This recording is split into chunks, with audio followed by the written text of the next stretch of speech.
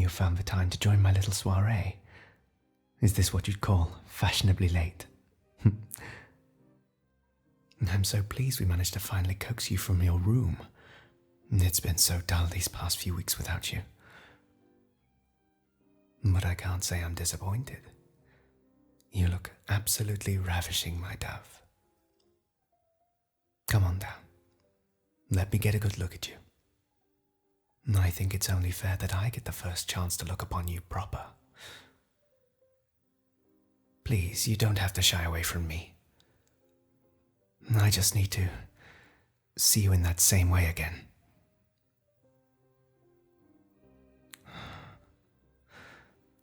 There we go. Still as eye-catching as ever. I'm so glad you took my advice on the wardrobe. These dark colours and the lines. You really are dressed to die for this evening. We shall look quite the couple, don't you think? Honestly, it really is such a shame that I have to share this moment with others. I'm sure we could have found other ways of entertaining each other, perhaps. But alas, the night is still young, and it would be a shame to miss our own party. Oh, please. I hate it when you look at me like that.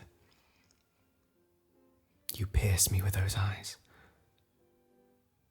I am not without feeling, and I can still see that aversion you have for me when I look upon you, even if you try to hide it. That same look has hounded me since I awoke you here, despite my best efforts. I know we have talked about your situation, your confinement here, but you must give me time to show you that my feelings for you are truthful, that we are made for each other. I won't let you keep yourself from me. Not any longer.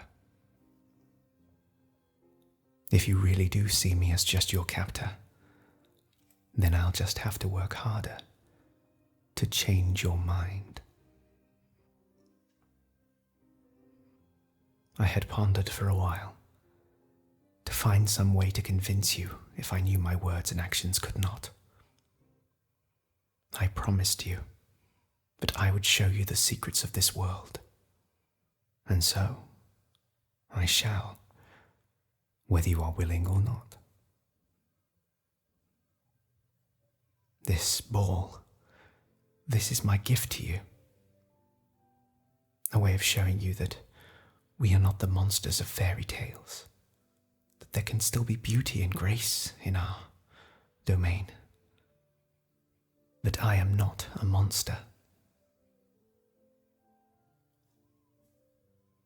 This won't be comfortable for you, I know. And I can't promise you that the others will look upon you with the kindness that I do. But it will be the first step. And that is all that I can ask you to do for me. That's better. It's good to see the time here hasn't dampened your spirits, even if it is directed against me.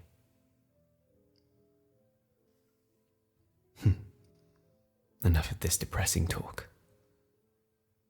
I want you to try and enjoy this moment. Put on a happy face. Come along now. We shouldn't keep the rest of the guests waiting, should we? Give me your hand. I would like to escort you to our seats, personally.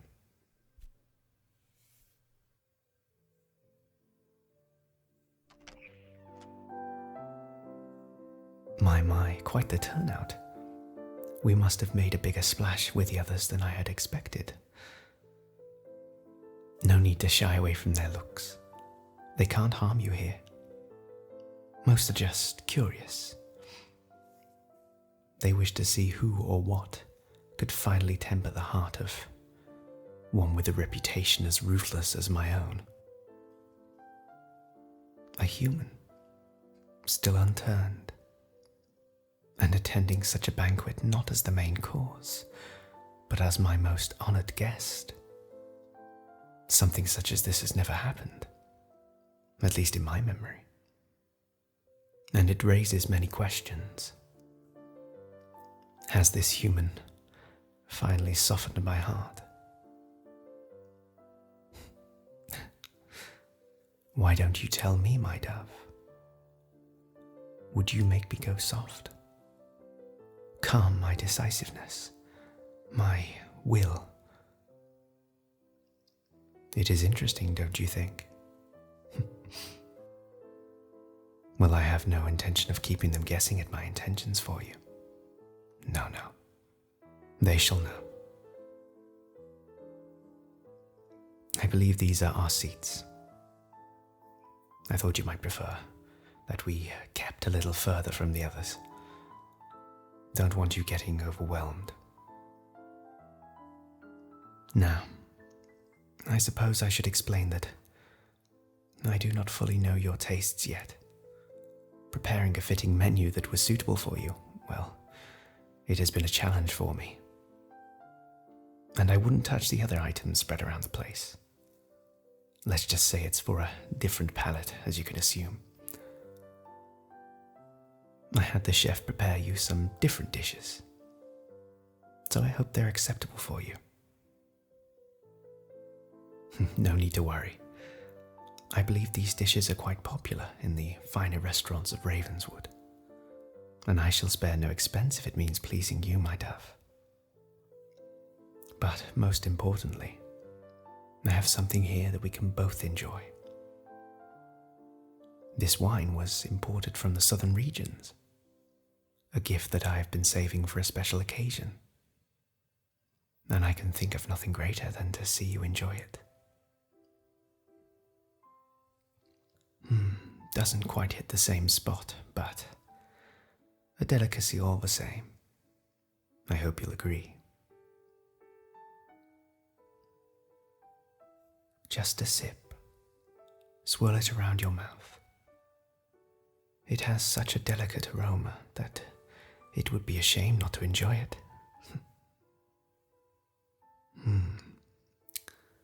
It's good, isn't it? I didn't think that being able to savor something with you would be so appealing.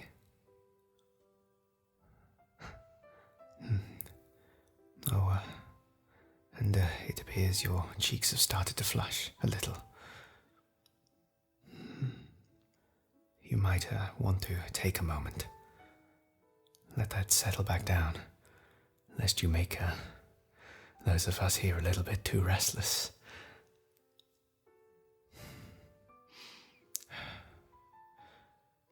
I feel I've suddenly remembered something. I haven't the appetite this evening, at least not for these dishes. If you're not too interested in dining, perhaps a dance instead. Nothing too fancy, just a little stretch of the legs, and a chance to speak to you in private. Come now, I really must insist. After all, I'm sure you would prefer my company to mingling with the others. They might forget themselves. But you don't have to worry about them when you're with me. I can protect you. And in return, all I ask is that we mood with each other for a while, to try and enjoy each other's presence. Is that really so bad? Let me just hold you. Try to follow my movements. See, nothing too fancy. Just two lovers gently turning to the music.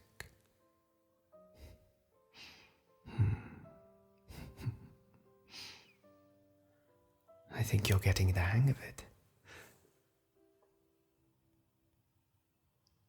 Have you considered my proposal yet? No, honestly, it's not so bad. I mean, do I look like a damned soul to you? cursed for all eternity to feed upon others. Such a dull picture, and so incorrect. We are civilized and unafraid of our futures.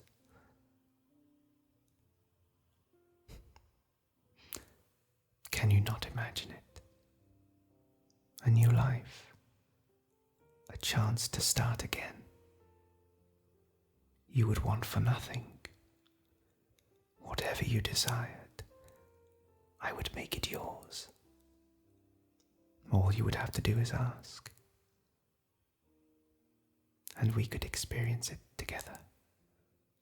You and I, all of the pleasures of this world, ours to share. It wouldn't change you, and I would not offer if there was a chance it would.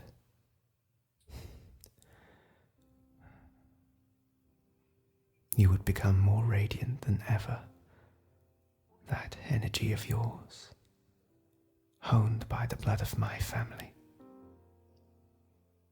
A dark star with me at your side, and forever,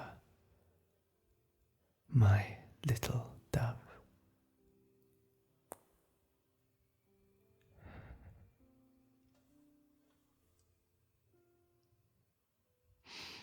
I can still see it, you know. That fear. What can I do? Why must you torment me so?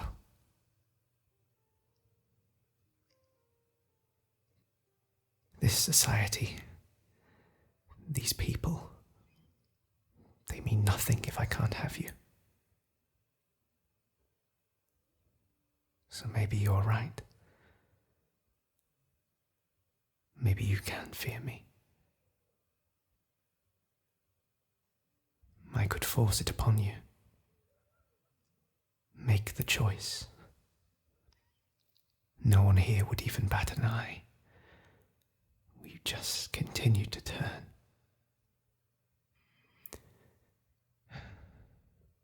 Your heart, it's racing, drumming against me.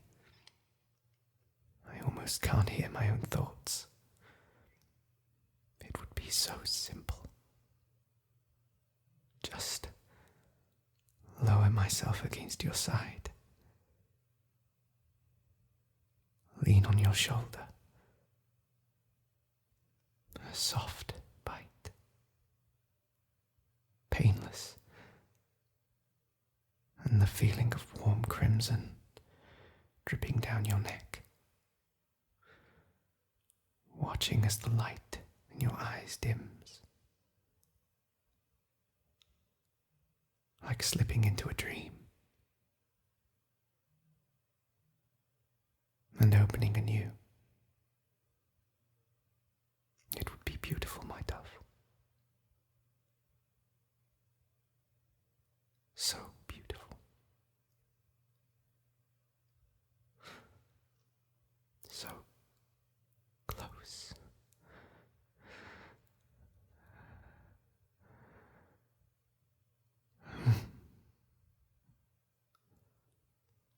Hold me closer, please. Just hold me. You would never forgive me. And I would never forgive myself. An eternity of your hate would be too much for me to bear. It would break me. I am sorry. I couldn't control myself. These feelings, they are hard to restrain. Harder than you can imagine. Just let us finish this dance, and then I shall leave you alone.